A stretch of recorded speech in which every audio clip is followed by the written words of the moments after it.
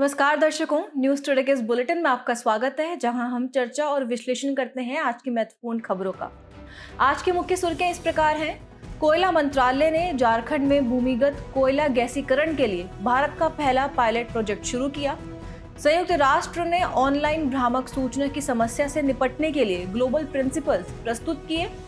सिंधु जल संधि यानी IWT के तहत 2 जल विद्युत परियोजनाओं यानी HEPs का निरीक्षण करने हेतु पाकिस्तानी प्रतिनिधिमंडल भारत के दौरे पर आया। तमिलनाडु में जहरीली शराब पीने से 50 से ज्यादा लोगों की मृत्यु हो गई। The price of inaction, the global private fiscal and social cost of children and youth not learning report जारी की गई। खान मंत्रालय ने महत्वपूर्ण और सामरिक खनिजों यानी क्रिटिकल एंड स्ट्रेटेजिक मिनरल्स की नीलामी के चौथे दौर की शुरुआत की। चलिए बुलेटिन की शुरुआत करते हैं और रुक करते हैं आज की पहली मुख्य खबर की ओर। कोयला मंत्रालय ने झारखंड में भूमिगत कोयला गैसीकरण के लिए भारत का पहला पायलट प्रोजेक्ट शुरू किया। इस प्रोजेक्ट का उद्देश्य खदान में ही कोयला गैसीकरण उत्पादन की प्रक्रिया पूरी करके कोयला उद्योग में क्रांति लाना है। खबर की शुरुआत करते हैं और कोयला गैसीकरण के बारे में जानकारी प्राप्त करते हैं।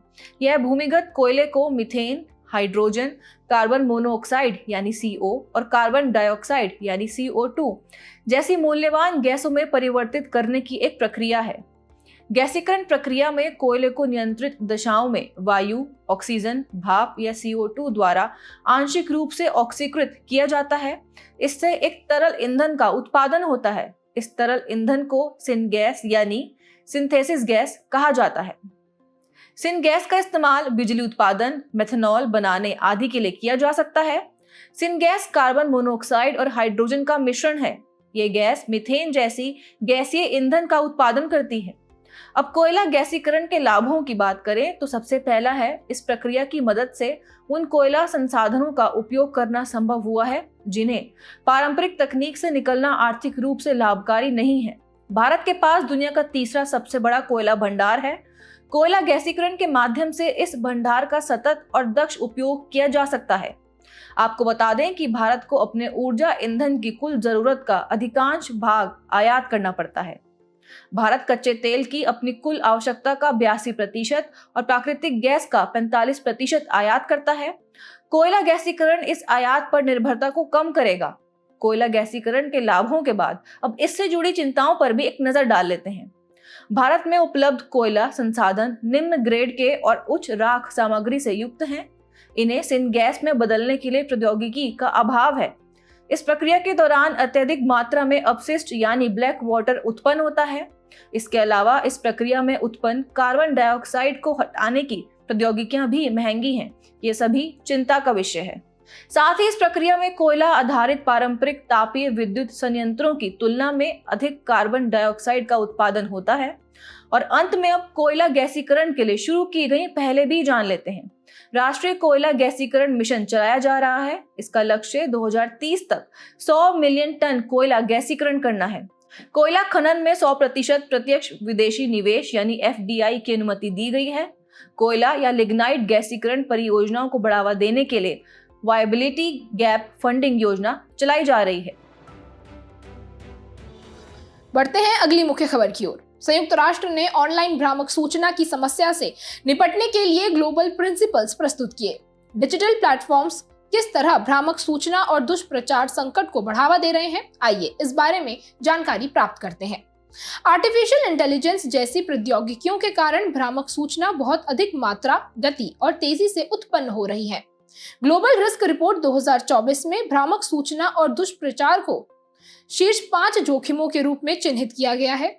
अपारदर्शी एल्गोरिदम बहुत अधिक सूचनाओं को उत्पन्न करता है और नस्लवाद, महिलाओं से द्वेष जैसे कई पूर्वाग्रहों को मजबूत भी करता है। स्वास्थ्य संबंधी भ्रामक सूचना, स्वास्थ्य संबंधी वैज्ञानिक जानकारी के बारे में गलत धारणा का प्रसार करने और किसी उपचार या टीके के बारे में अफवाह फैलाने के लिए डिजिटल प्लेटफॉर्म्स का दुरुपयोग किया जाता रहा है। इससे लोगों के मन में भय और आशंका व्याप्त हो जाती है। कोविड-19 महामारी के समय भी उपचार या वैक्सीन के बारे में इसी तरह के दुष्प्रचार किए गए थे। संयुक्त राष्ट्र information integrity for global principles पर एक नजर डालते हैं। ये 5 सिद्धांतों का एक सेट है।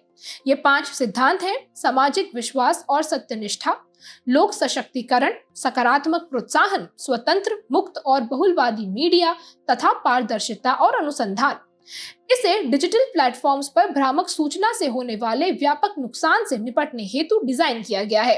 ये सिद्धांत इंफॉर्मेशन इंटीग्रिटी यानी सूचना की सत्यता को बढ़ावा देने के लिए बहुहितधारक कार्रवाई का मार्गदर्शन करने हेतु एक व्यापक फ्रेमवर्क प्रदान करते हैं।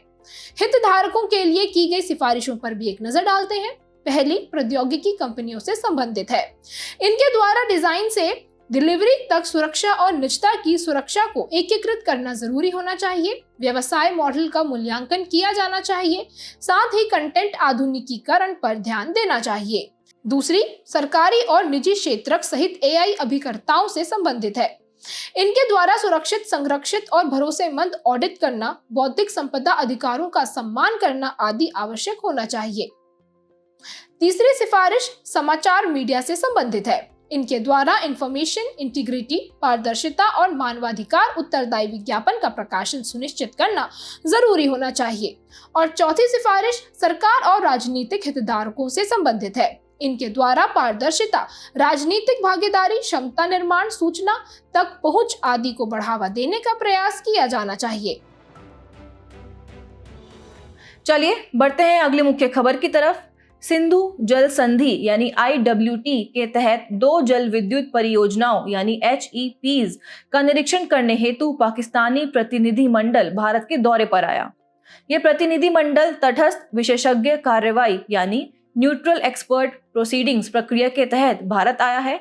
यह प्रतिनिधि मंडल सिंधु जल संधि के तहत 330 मेगावाट क्षमता वाली किशनगंगा और 850 मेगावाट क्षमता वाले रतले जल विद्युत परियोजनाओं का निरीक्षण करेगा। किशनगंगा जल विद्युत परियोजना एक रन ऑफ द रिवर जल विद्युत परियोजना है। यह किशनगंगा नदी के जल को जम्मू कश्मीर में झेलम नदी बेसिन में स्थित एक विद्युत संयंत्र तक ले जाती है। और रतले जल विद्युत परियोजना जम्मू कश्मीर के किश्तवाड़ जिले में चिनाब नदी पर स्थित है। चलिए अब खबर में आगे बढ़ते हैं और सिंधु जल संधि के बारे में जानते हैं। सिंधु जल संधि पर 1960 में भारत और पाकिस्तान ने हस्ताक्षर किए थे। इस संधि पर विश्व बैंक द्वारा मध्यस्थता की गई थी। यह संधि सिंधु नदी प्रणाली के जल के उपयोग से संबंधित दोनों देशों के अधिकारों एवं दायित्वों को निर्धारित और सीमित करती है। सिंधु नदी प्रणाली में 6 मुख्य नदियां शामिल हैं, जिनकी कई सहायक नदियां हैं। नदी जल के बंटवारे के प्रावधानों की बात करें तो पूर्वी नदियों जैसे सतलुज, ब्यास और रावी का समस्त जल भारत को आवंटित किया गया है। पश्चिमी नदियों में सिंधु, झेलम और चिनाब का जल ज्यादातर पाकिस्तान के लिए निर्धारित किया गया है। आपको बता दें, भारत को सिंधु जल संधि 1960 के तहत कुछ प्रतिबंधों के साथ झेलम और चिनाब नदियों की सहायक नदियों पर पनबिजली इकाइयों का निर्माण करने की अनुमति है। दोनों देशों के बीच किशनगंगा और रतले जल विद्युत परियोजनाओं की डिजाइन संबंधी विशेषताओं को लेकर असहमति है। विश्व बैंक इनमें से किसी भी परियोजना को वित्त पोषित नहीं कर रहा है। यह संधि 3 चरणीय विवाद समाधान तंत्र प्रदान करती है, जिसमें चरण 1 में संधि के कार्यान्वयन से जुड़े विवाद को हल करने के लिए स्थायी सिंधु आयोग को हर साल कम से कम 1 बार बैठक करना आवश्यक है। चरण 2 में जल बंटवारे पर अनसुलझे मतभेदों को निपटाने के लिए तटस्थ विशेषज्ञ नियुक्त किए जा सकते हैं। और चरण 3 में विवाद समाधान के लिए एक साथ सदस्यीय मध्यस्थता अधिकरण यानी कोर्ट ऑफ आर्बिट्रेशन का प्रावधान किया गया है। अंत में सिंधु जल संधि से जुड़ी समस्याओं पर भी एक नजर डाल लेते हैं। भारत और पाकिस्तान के बीच सहयोग एवं आपसी विश्वास की कमी है। संधि में प्रावधान होने के बावजूद नदियों के जल से संबंधित कोई नियमित डेटा साझा नहीं किया जाता है। यह संधि आपसी विश्वास और सहयोग को मजबूत करने की बजाय विवाद समाधान तंत्र तक ही सीमित है। बढ़ते हैं अगली मुख्य खबर की ओर। तमिलनाडु में जहरीली शराब पीने से 50 से ज्यादा लोगों की मृत्यु हो गई। एक रिपोर्ट के अनुसार जहरीली शराब यानी हूच पीने से हुई मौत की वजह शराब में मेथनॉल की मिलावट थी। हूच असल में घटिया गुणवत्ता वाली शराब के लिए आमतौर पर इस्तेमाल किए जाने वाला शब्द है। कभी कभी इसमें एथेनॉल के साथ साथ मेथनॉल भी मिला दिया जाता है, जो औद्योगिक गतिविधियों में उपयोग किए जाने वाला अल्कोहल है। आइए मेथनॉल के बारे में थोड़ी जानकारी प्राप्त करते हैं। इसे वुड अल्कोहल या स्पिरिट्स भी कहा जाता है। इसे पारंपरिक रूप से लकड़ी के भंजक आसवन यानी डिस्ट्रक्टिव डिस्टिलेशन द्वारा उत्पादित किया जाता है। मेथनॉल तैयार करने की आधुनिक विधि बायोमास या अन्य स्रोतों से प्राप्त सिंथेसिस गैस या सिन गैस पर आधारित है। सिंथेसिस गैस हाइड्रोजन और कार्बन मोनोऑक्साइड का मिश्रण है। इसकी विशेषता यह है कि ये एक रंगहीन और काफी वाष्पशील तरल है। इसमें हल्की मीठी और तीखी गंध होती है। ये जल में पूरी तरह से घुलनशील है और ये एक एंटी फ्रिज एजेंट भी है, यानी कि ये पानी को जमने से रोकता है। इसे पेंट, वार्निश और खास तौर पर फॉर्मेल्डिहाइड बनाने के लिए विलायक के रूप में उपयोग किया जाता है। साथ ही इसे बायोडिग्रेडेबल एनर्जी रिसोर्सेज के रूप में भी इस्तेमाल किया जा सकता है। इसके प्रभाव को देखा जाए तो मेथनॉल की थोड़ी मात्रा का सेवन भी अंधेपन का कारण बन सकता है। साथ ही इसके अधिक मात्रा में सेवन से मृत्यु भी हो सकती है, जिस वजह से इसके लिए कुछ विनियामक फ्रेमवर्क भी तैयार किए गए हैं। खाद्य सुरक्षा और मानक मादक पेय पदार्थ विनियम 2018 के तहत शराब में मेथनॉल की अधिकतम स्वीकार्य मात्रा निर्धारित की गई है। इस खतरनाक रसायन का निर्माण, भंडारण और आयात नियम 1989 की अनुसूची 1 में सूचीबद्ध है। कुछ राज्यों या केंद्र शासित प्रदेशों ने शराब की बिक्री और उपभोग पर प्रतिबंध लगा दिया है, जैसे कि बिहार, गुजरात आदि। इसके अलावा और भी कुछ उपाय किए जा सकते हैं जिससे इस तरह का हादसा आगे ना हो, जैसे कि जहरीली शराब पीने से होने वाली मौतों को रोकने के लिए केंद्र सरकार द्वारा कठोर कानून बनाने की आवश्यकता है और विश्व अधिनियम 1919 जैसे कानूनों के तहत एक राज्य से दूसरे राज्य में मेथनॉल की आपूर्ति की कड़ी निगरानी की जानी चाहिए। आखिर में इथेनॉल के बारे में भी थोड़ी जानकारी प्राप्त करते हैं। इसे फर्मेंटेशन द्वारा व्यावसायिक रूप से प्राप्त किया जाता है। सबसे पुरानी विधि के तहत इसे शर्करा से भी प्राप्त किया जाता है। ये एक रंगहीन तरल है। इसका उपयोग पेंट निर्माण उद्योग में सॉल्वेंट के रूप में और कई कार्बन कंपाउंड्स के निर्माण में किया जाता है। इसके अलावा इसे रिन्यूएबल एनर्जी फ्यूल के स्रोत के रूप में भी इस्तेमाल किया जाता है। शरीर पर इसके प्रभाव की बात करें तो इथेनॉल का सेवन केंद्रीय तंत्रिका तंत्र पर असर डालता है। सामान्य मात्रा में इसका सेवन हमारे विवेक और हमारे बोलने यानी अभिव्यक्ति को प्रभावित करता है। इसी के साथ बढ़ते हैं आज की अगली मुख्य खबर की तरफ। The price of inaction, the global private fiscal and social cost of children and youth not learning report जारी की गई। यह रिपोर्ट यूनेस्को ने आर्थिक सहयोग और विकास संगठन यानी OECD तथा राष्ट्रमंडल सचिवालय के सहयोग से तैयार की है। इसमें पहली बार शिक्षा की कमी की वजह से हुई आर्थिक और सामाजिक लागत या नुकसान का विश्लेषण किया गया है। चलिए खबर की बेहतर जानकारी के लिए रिपोर्ट के मुख्य बिंदुओं पर एक नजर डालते हैं। बच्चों के स्कूल नहीं जाने और शिक्षा की कमी से वैश्विक अर्थव्यवस्था को सालाना 10,000 बिलियन डॉलर का नुकसान होता है। इतना ही नहीं, दशकों के प्रयासों के बावजूद दुनिया भर में लगभग 250 मिलियन बच्चे और युवा स्कूली शिक्षा से वंचित रहे हैं। विश्व के 57% बच्चों ने बुनियादी कौशल स्तर हासिल नहीं किया है। साथ ही माध्यमिक शिक्षा का प्रत्येक वर्ष लड़कियों द्वारा 18 वर्ष की आयु से पहले शादी करने और कम उम्र में संतान पैदा करने जैसे जोखिम को कम करता है। पढ़ाई के बीच में स्कूल छोड़ने वाली लड़कियों में समय से पहले गर्भधारण में 59% की वृद्धि दर्ज की गई है। साथ ही स्कूल छोड़ने वाली या बुनियादी कौशल से रहित लड़कियों की संख्या में 10% की कमी करने से सकल घरेलू उत्पाद में 1 से 2% की अतिरिक्त समृद्धि दर हासिल की जा सकती है। इसी के साथ अब आगे बढ़ते हैं और रिपोर्ट में की गई मुख्य सिफारिशें भी जानते हैं। स्कूल के बुनियादी ढांचे में सुधार किया जाना चाहिए। इसमें लड़कों और लड़कियों दोनों के लिए अलग अलग जल एवं शौचालय सुविधाएं प्रदान करना, प्रति कक्षा बच्चों की संख्या कम करना यानी छात्र शिक्षक अनुपात बढ़ाना आदि शामिल है। आपको बता दें, इस रिपोर्ट में बताया गया है कि भारत में शौचालयों के निर्माण से लड़कियों में स्कूल छोड़ने की दर में 12% और लड़कों में स्कूल छोड़ने की दर में 11% की कमी आई है। व्यापक यौन शिक्षा के माध्यम से छात्रों को शारीरिक और मानसिक रूप से स्वस्थ रखा जा सकता है। इतना ही नहीं, श्रम बाजार की जरूरतों को पूरा करने वाली व्यावसायिक शिक्षा और प्रशिक्षण को बढ़ावा देना चाहिए। ये श्रम बल भागीदारी में लैंगिक असमानताओं को दूर करने में सहयोगी सिद्ध हो सकते हैं। खबर के अंत में शिक्षा प्राप्ति में कमियों या बाधाओं को दूर करने के लिए आरंभ की गई कुछ मुख्य पहलें भी जान लेते हैं। सबसे पहले एक नजर वैश्विक पहलों पर डालते हैं। 1948 में शिक्षा को सार्वभौमिक मानवाधिकार घोषित किया गया था। सतत विकास लक्ष्य यानी SDG 4 के तहत समावेशी और समान गुणवत्ता वाली शिक्षा सुनिश्चित करने तथा सभी के लिए आजीवन सीखने के अवसरों को बढ़ावा देने का लक्ष्य रखा गया है आदि। अब भारत में शुरू की गई पहले भी जान लेते हैं। शिक्षा का अधिकार अधिनियम 2009 लागू किया गया है। समग्र शिक्षा कार्यक्रम 2018 में शुरू किया गया है। राष्ट्रीय शिक्षा नीति 2020 यानी NEP 2020 लागू की गई है। PM school for rising India यानी PM श्री 2022 में शुरू की गई थी और PM पोषण योजना, जिसे पहले मिड डे मील योजना के रूप में जाना जाता था, चलाई जा रही है आदि। इसी के साथ बढ़ते हैं आज की आखिरी मुख्य खबर की तरफ। खान मंत्रालय ने महत्वपूर्ण और सामरिक खनिजों यानी क्रिटिकल एंड स्ट्रेटेजिक मिनरल्स की नीलामी के चौथे दौर की शुरुआत की। ये नीलामी नई दिल्ली में आरंभ हुई। चौथे दौर में 21 महत्वपूर्ण यानी क्रिटिकल खनिज ब्लॉक्स की नीलामी की जाएगी। इनमें ग्राफाइट, ग्लूकोनाइट, फॉस्फोराइट, पोटाश, निकल, फॉस्फेट, रेयर अर्थ एलिमेंट्स यानी REE जैसे कई अन्य खनिज शामिल हैं।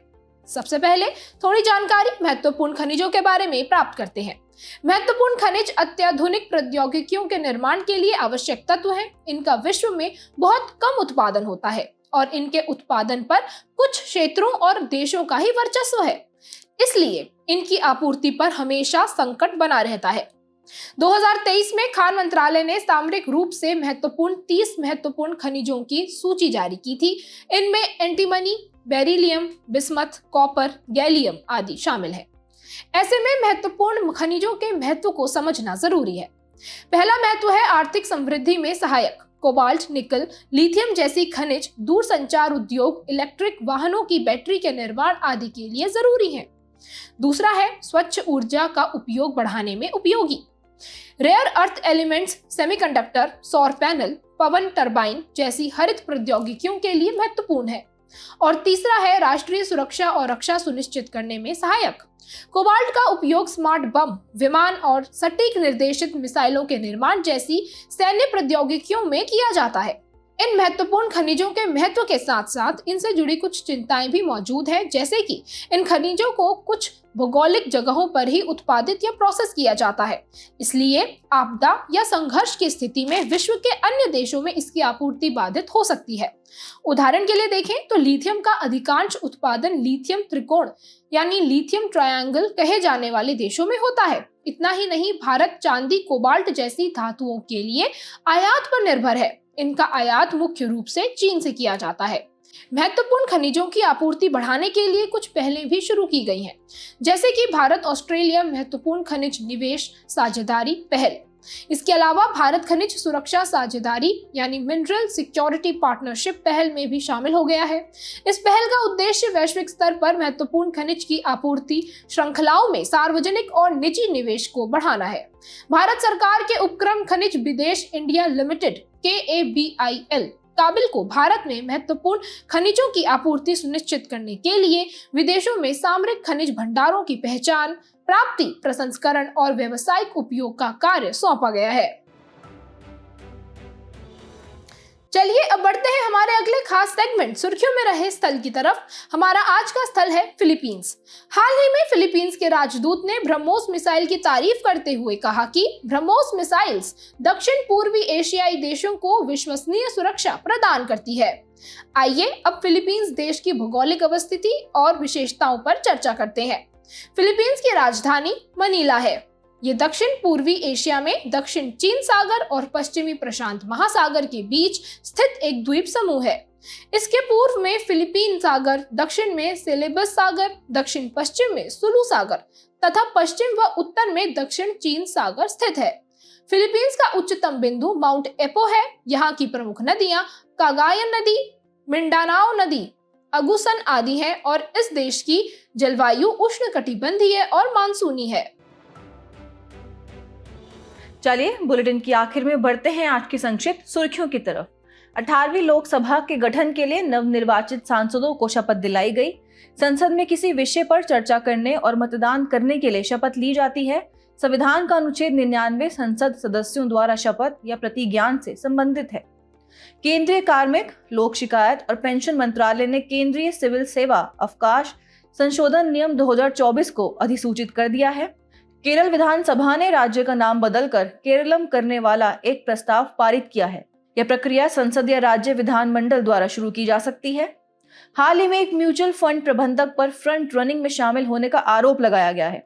भारतीय प्रतिभूति एवं विनिमय बोर्ड सेबी के अनुसार फ्रंट रनिंग के तहत किसी सूचीबद्ध कंपनी के किसी बड़े ऑर्डर के बारे में जानकारी सार्वजनिक होने से पहले ही उस ऑर्डर का पता करके प्रत्यक्ष या अप्रत्यक्ष रूप से शेयर्स खरीदना या बेचना अथवा ऑप्शंस या फ्यूचर्स कॉन्ट्रैक्ट्स में पोजीशन लेना शामिल है। IHO द्वारा हाइड्रोग्राफी के बारे में जागरूकता बढ़ाने के लिए हर साल 21 जून को विश्व हाइड्रोग्राफी दिवस मनाया जाता है।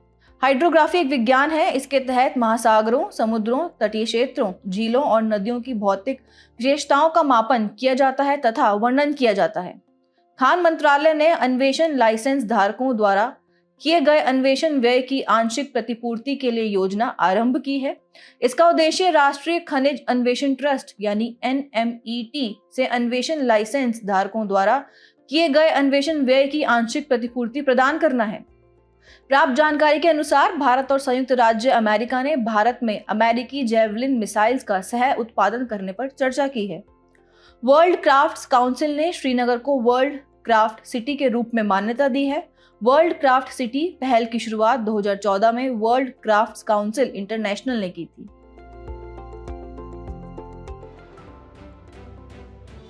जाने से पहले आपकी समझ की परीक्षा के लिए डालते हैं एक नजर हमारे स्पेशल सेगमेंट प्रश्नोत्तरी पर।